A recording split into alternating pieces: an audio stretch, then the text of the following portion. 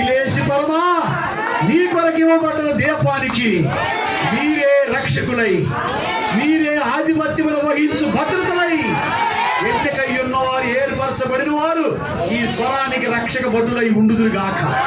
ఆ స్వరానికి కావలసిన భద్రతలై ఉండుదురుగాక.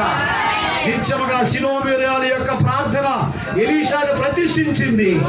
ఓ నిత్యముగా సారేపాతు స్త్రీ ప్రార్థన ఏలియాను ప్రతిష్ఠించింది. ఓ పాపాత్మురాలు యొక్క అభిషేకం సిలువలో యేసుకు విజయం తెచ్చింది. నిత్యముగా హ్యాపీ సిస్టర్ యొక్క అభిషేకం ప్రవక్తను ప్రతిష్ఠించింది.